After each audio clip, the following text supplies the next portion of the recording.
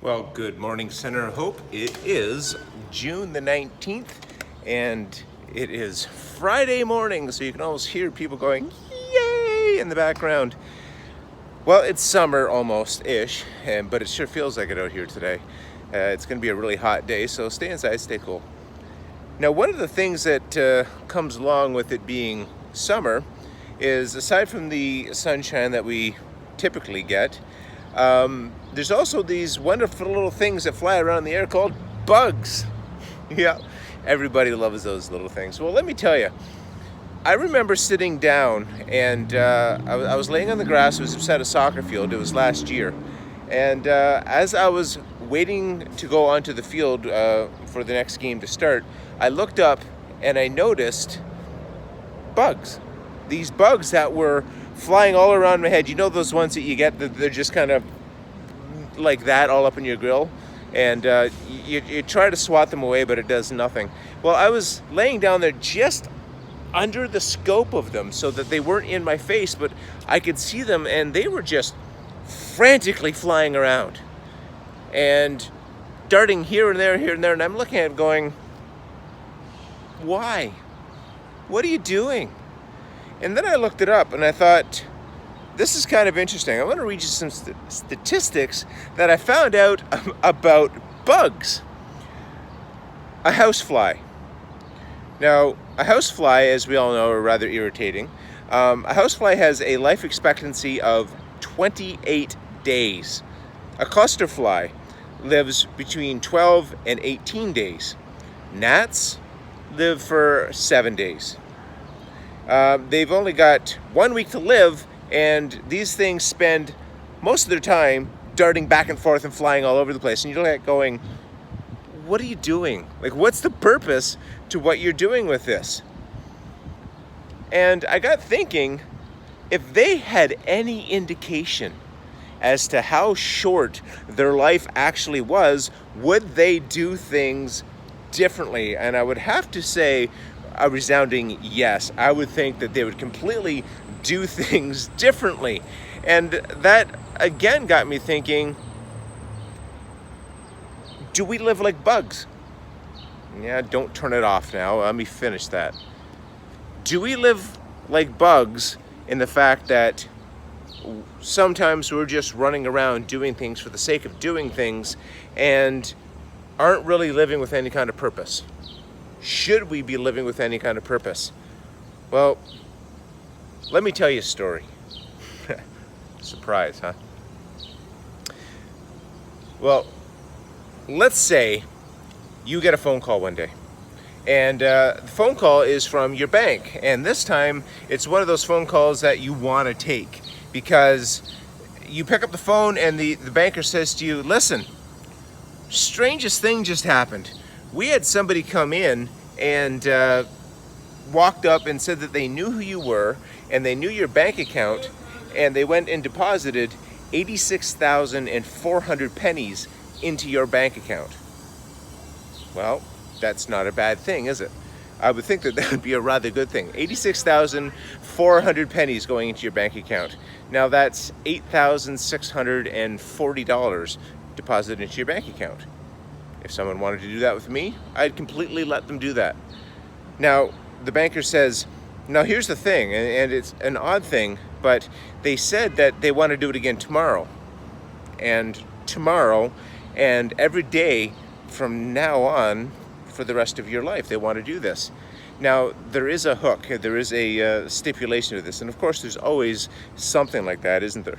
Well, the stipulation is this. You have to use those 86,400 pennies today, because at midnight they're gone, you can't use them again. But at the stroke of midnight, they're going to refill your account with another 86,400 pennies.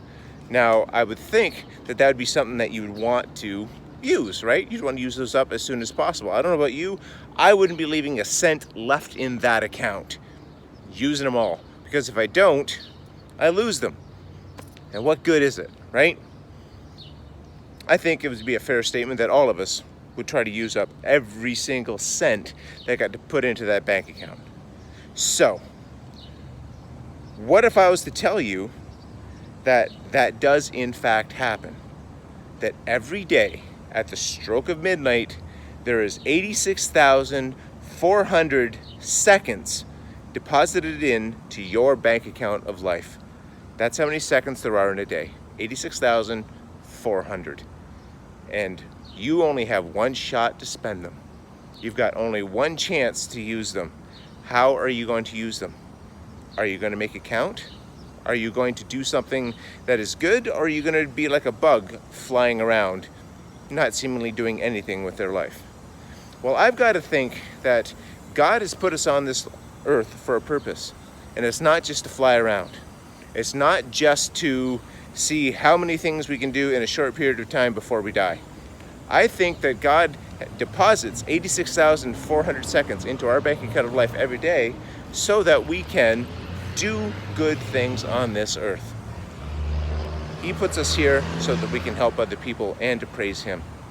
That's what we're here to do. Guys, I want you to think about this today. How many of those seconds get wasted every day doing something that, you know what, doesn't have a whole lot of meaning behind it? How many times during a day are we actually doing something that helps?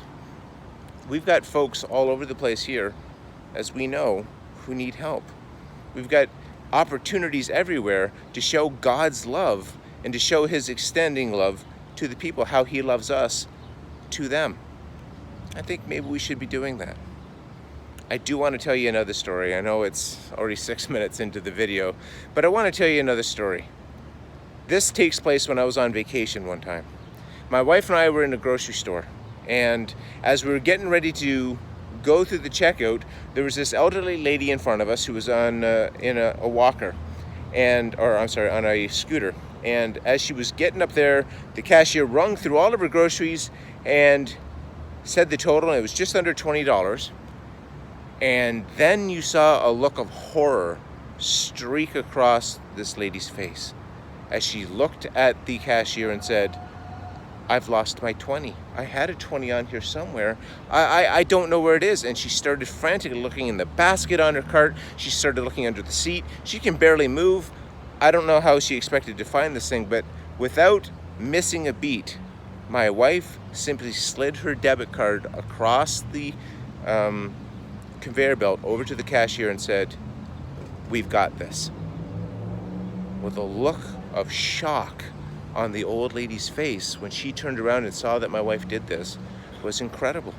Absolutely incredible. Tears came to her eyes. She was thanking my wife for doing it. Now, my wife did not do this for the sake of being thanked. In fact, I'm not even so sure she knows that I'm telling this story. She does not like to brag about stuff like this. She doesn't really like the people to know about this, because when she does something like this, it's because she's showing God's love to somebody, and that's all she wants to do. She's not looking for glory in this. She wants God to have all the glory, and I think that's fantastic. So she paid for this lady's groceries. And after they packed up all of the lady's groceries and she was leaving, we started paying for ours. And the lady turned around, she found her 20, came back to go give it to my wife and said, "Thank you, I found my 20. And my wife just looked at her and said, No, dear, you keep that. We're just gonna bless you with this today." Those were seconds well used.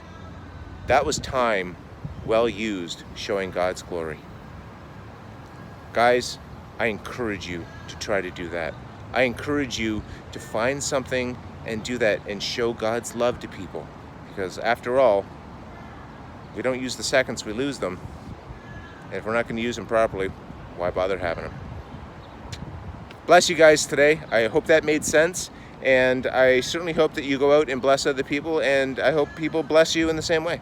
So have a good day, and we'll see you next week. Have a great weekend.